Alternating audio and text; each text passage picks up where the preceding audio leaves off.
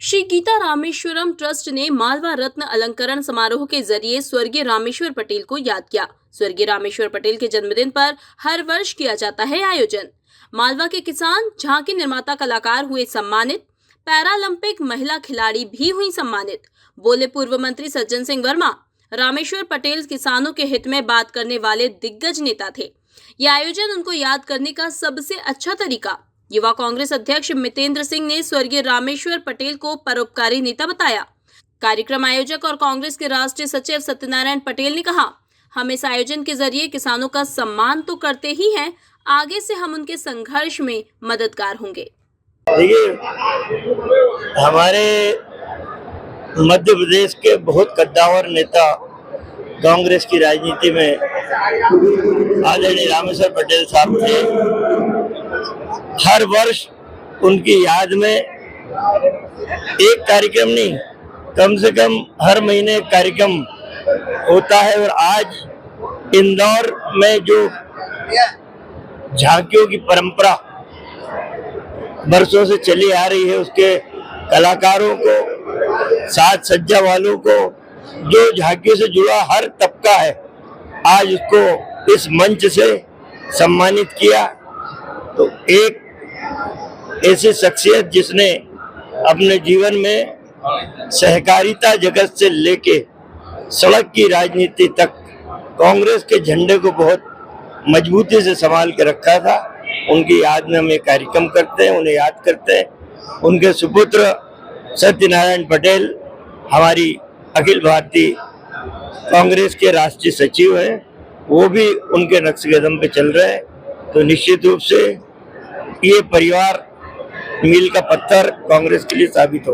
बाबूजी के लिए जो शब्द कहे जाएं वो कम है, क्योंकि बाबूजी का जो व्यक्तिगत भाव लोगों के दिलों में बसता है वो आप यहाँ की जन प्रजा के बीच में जाके पूछ भी सकते हैं, और मैंने तो महसूस किया है, पूछने की तो बात ही नहीं है। और जो बाबूजी का योगदान रहा, मैं कहूँगा कांग्रेस पार्टी के लिए तो रहा ही, पर जो समाज के भाव और समाज के स्तर पे जो योगदान रहा, उससे वो हर एक व्यक्ति से, निम्न व्यक्ति से, जो गांव से जुड़े हुए थे, भला वो बात हो आज नौकरी देने की, भला वो बात हो आज संसाधन देने की, या उनके घर के किसी भी कार्य में मदद करने की, तो वो मेरे लिए एक महान व्यक्ति थे, जिन्होंने जन भावना और जन चेतना के साथ समाज को सुधारने का कार्य किया।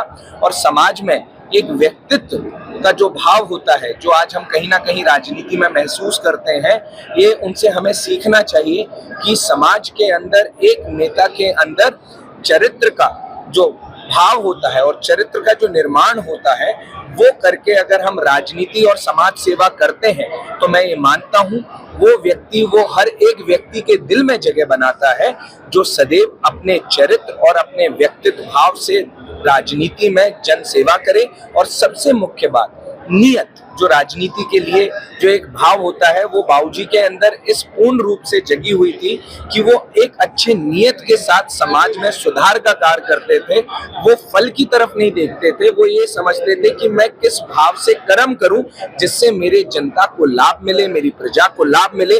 और जितने आज मैंने लोगों को उनसे जुड़ते हुए देखा है और जितने मैंने युवाओं से उनको प्रेरणा लेते हुए देखा है, तो मैं खुद उनसे एक प्रेरणा स्वरूप लेता हूं कि अगर सही में हमें राजनीति करनी चाहिए तो बाबूजी के दिए हुए सोच, विचार और मूल्यों की राजनीति होनी चाहिए, जिससे हम एक समाज के अंदर एक स्थिर भाव रखें और सभी के लिए जल कल्याण का काम करें। धन्यवाद। देखो, आज जो है ये प्रतिवर्ष हम बाबूजी के जन्मदिन मनाते हैं गीता रामेश्वर ट्रस्ट द्वारा, और ब्रह्मलीन हुए जब से भी हम हर माह कोई न कोई सामाजिक कार्यक्रम करते हैं, जिससे चाहे लोगों के रोजगार की बात हो, चाहे लोगों के सम्मान की बात हो, चाहे लोगों के शिक्षा के, खेल के, अन्य गतिविधि में जिनने अपना एक स्थान पाया उनके सबके लिए, और निश्चित ही उनके नाम से। और इस बार हमने ये निर्णय किया मालवा के किसानों का भी सम्मान किया। अब ये प्रतिवर्ष करेंगे जो किसानों के हित में संघर्ष करें, चाहे वो विकास प्राधिकरण की जमीन की बात हो,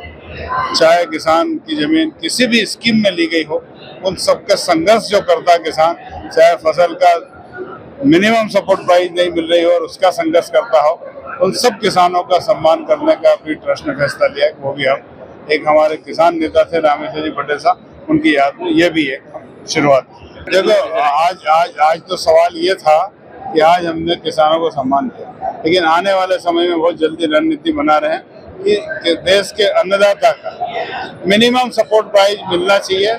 देश के 15 घरानों के लिए देश की सरकार देश की 125 करोड़ जनता का टैक्स लुटा सकती है, तो देश के अन्नदाताओं के लिए उनके मौलिक अधिकार के लिए सरकार क्यों ध्यान नहीं दे रही, चाहे प्रदेश की हो चाहे देश की। उसके लिए किसान और किसान से जुड़े सब लोग संघर्ष करें। तो सवाल यह है कि कांग्रेस जहाँ निर्देश देगी, कांग्रेस हाईकमान चाहे हमारे राहुल जी हो, प्रियंका जी हो, चाहे खड़गे जी हो, जहाँ आदेश निर्देश मिलेगा पार्टी हित में, वहाँ हम मैदान में सामूहिक रूप से संघर्ष करें।